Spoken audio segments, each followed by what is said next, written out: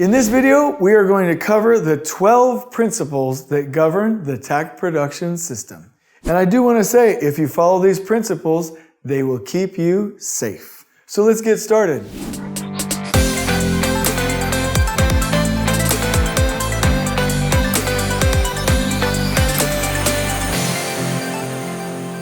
Number one, once you've researched your drawings and you know what we're building, you will always start out with identifying your phases and zones, and you will always level those zones by work density, meaning how much work is in an area, and you will not do it by square foot or square meters. Number two, and this is also a duplicate from the commandments, but it must be a schedule that is beautiful, visual, and clear. Because the purpose of a Takt plan is to make sure that everyone can see as a group, know as a group, and act as a group, and enable the team to manage and measure something that they can now see. So the Takt plan has to be something you can see and understand.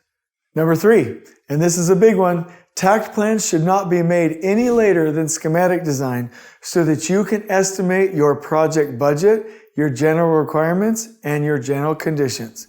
Because targeting the wrong overall duration is detrimental to not only the project team, but also to your designers. Do not undercut what this is going to cost. Enable the designers to go design something they fall in love with and then fake them out with a value engineering effort to cut and chop at the building afterwards. You need a great estimate for what the project will take at the start. You can only do that with a Takt plan. Number four, make sure that the person building the project is always the one that's planning the project. And so if you follow that principle, make sure that your macro and norm level Takt plans are built by the people that are actually going to build it in the field. Number five, remember that your schedule must be a production system all the way to the field and not just a pretty schedule. So if it's just a schedule on the wall that nobody's using, it's not a Takt plan. Number six, remember that cost, safety, production, quality, and schedule are all equal, but the schedule comes first and enables the rest. Seven, you cannot be successful with any type of scheduling unless you start to manage procurement from day one. Eight, remember that your quality control system is not a management system, it's actually a schedule and a flow system. If you can build it right the first time as you go in one process flow, you will flow and you will be on schedule. Quality is all about being able to flow.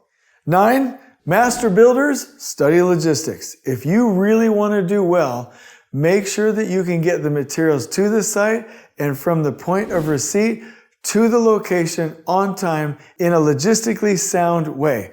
Remember that amateurs study tactics, armchair generals study strategy, but real generals study logistics and strategy.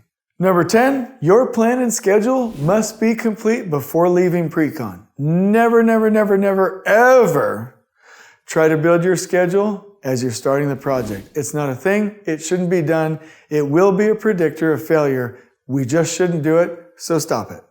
11, always, always, always, always protect trade flow.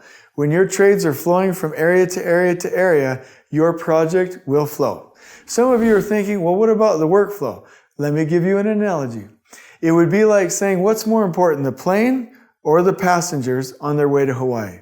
Well, you could say the passengers are what's more important, but they ain't going nowhere without that plane. So if you want your passengers to make it to the island, you'd better darn well make sure that that plane is working. The same thing in construction. If you care about workflow, you make sure your trades are always flowing in one process flow, going the same speed, the same distance apart together. And lastly, number 12, you should always be able to see on your Takt plan the relationship between your end date, the buffers, and your last activity. Every schedule has buffers that should be easily seen on any schedule you make. And so please, please, please use these. I'm going to link you in this video not only to the taktguide.com website where we have these principles shown, but to a beautiful Canva graphic that you can download, print, and put on the wall. If you follow these principles, the flow will take care of itself. I hope you've enjoyed this video. On we go.